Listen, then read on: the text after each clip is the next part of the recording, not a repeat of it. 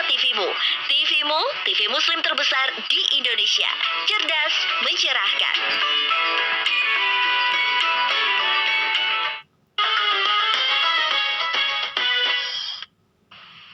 Sahabat TVmu yang dirahmati Allah Subhanahu wa taala, kita lanjutkan kajian kita tentang sirah nabawiyah, kawanan di dalam dakwah. Orang-orang as-sabiqul awwalun itu orang-orang yang pertama yang mengikuti dakwah Rasulullah SAW, atau orang-orang yang pertama mengikuti ajaran Islam. Beberapa hal tadi, beberapa orang, para sahabat sudah kami sampaikan. Selanjutnya kawanan yang lain yang juga terdahulu atau lebih dahulu memasuki ajaran Islam, seperti sahabat Bilal bin Rabah. Kemudian disusul dengan Abu Ubaidah, kemudian juga Abu Salamah, kemudian juga Utsman bin Ma'zum, dan kemudian dua saudaranya Qudamah dan Abdullah, kemudian Ubaidah bin Haris, kemudian Abdi Manaf, kemudian Zaid al-Adawi dan istrinya Al-Khattab bin Al-Arad, Abdullah bin Mas'ud, dan kemudian juga masih banyak beberapa orang lagi yang masuk kategori as-sabiqul al-awwalun, yaitu orang-orang yang pertama yang masuk ke dalam agama Islam, yang semuanya ini berasal dari kabilah Al-Quraisy, yaitu Ibnu Hisham. Al-Quraisy yaitu bangsa Quraisy atau kaum Quraisy. Ibnu Hisham menghitung jumlah mereka lebih dari 40 orang. Namun siapa-siapa saja, mungkin dalam pendapat-pendapat yang lain mungkin ada perbedaan pendapat yang perlu kita teliti ataupun perlu kita baca lagi referensi-referensi yang lain. Sahabat TVmu yang dirahmati Allah Subhanahu wa taala, mereka masuk dalam Islam secara sembunyi-sembunyi.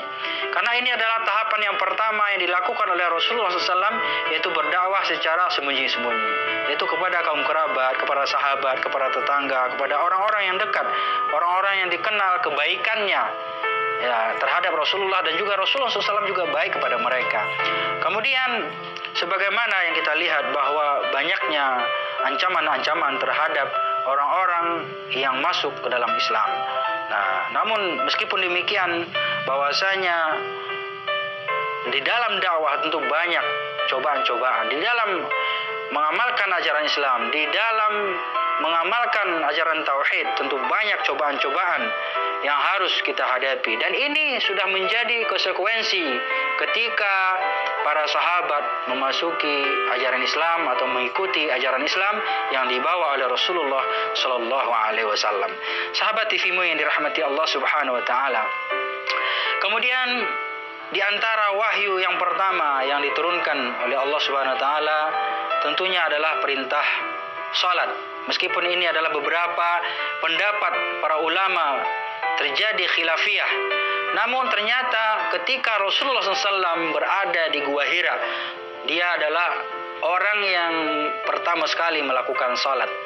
Dan tentunya salatnya bukan 5 waktu sehari semalam, karena salat 5 waktu sehari semalam itu datangnya perintahnya, wahyunya diturunkan Allah Subhanahu Wa Taala ketika Rasulullah SAW yaitu melakukan Isra dan Mi'raj. Sahabat TVmu yang dirahmati Allah Subhanahu Wa Taala, sebagaimana perintah salat ini, Muqatil bin Sulaiman berkata, Allah Subhanahu Wa Taala mewajibkan salat 2 rakaat pada pagi hari dan 2 rakaat pada petang hari. Inilah perintah salat ketika awal mulanya Islam. Dan hal ini berdasarkan daripada firman Allah Subhanahu Wa Taala. A'udzubillahi minasyaitonirrajim. Wasabbih bihamdi rabbika bil 'ashiyyi wal ibkar.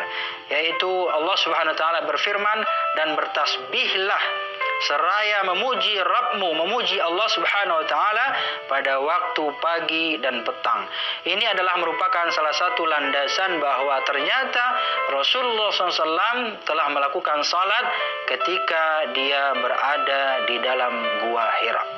Ini adalah pertama sekali kewajiban salat yang dilakukan oleh Rasulullah SAW, sebagaimana yang dikatakan oleh Muqatil bin Sulaiman.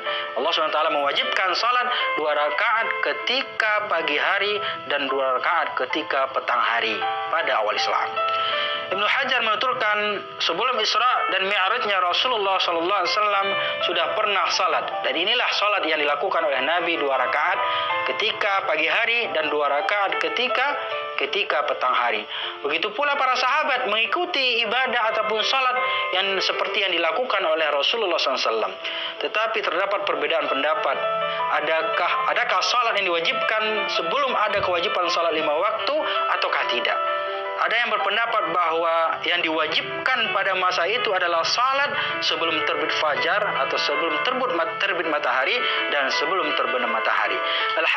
Al-Haris bin Usamah meriwayatkan bahwasanya pada awal-awal turunnya perintah ini, Jibril mendatangi Rasulullah SAW dan mengajarkan wudu kepada beliau sesuai dengan wudu. Ya, beliau mengambil seciduk air dan kemudian memercikkan air ke mukanya dan juga bersuci.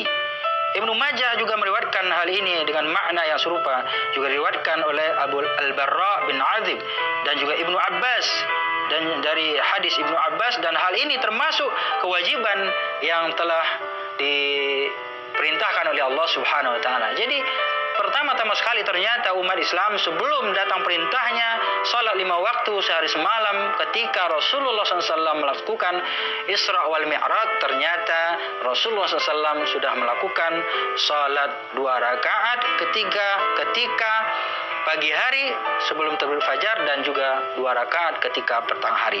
Sahabat TV-mu yang dirahmati Allah Subhanahu wa taala. Ibnu Hashim menyebutkan bahwa jika tiba waktu salat, Nabi Muhammad sallallahu alaihi wasallam dan para sahabat pergi ke tempat-tempat yang terpencil, jauh daripada keramaian. Kenapa? Karena dikhawatirkan ketika mereka ingin melaksanakan salat, maka orang-orang kafir Quraisy akan mengganggu, bahkan akan mencelakai mereka. Kemudian mereka itu pergi ke tempat-tempat yang jauh daripada keramaian, tempat-tempat yang jauh terpencil sehingga tidak ada satupun orang yang bisa melihat mereka. Lalu mereka bersembunyi-sembunyi dan kemudian mengerjakan salat agar tidak terlihat oleh kaumnya. Suatu kali Abu Talib melihat Nabi Muhammad SAW mengerjakan salatnya dan kemudian mengerjakan salat itu bersama Ali bin Abi Thalib, maka Abu Talib menanyakan salat itu. Setelah mendapatkan penjelasan yang cukup memuaskan, Abu Talib dan juga Abu Talib menyuruh beliau Rasulullah SAW dan juga sahabatnya Ali bin Abi Thalib, maka kau istiqamahlah wahai Muhammad dan juga kuatkan hatimu.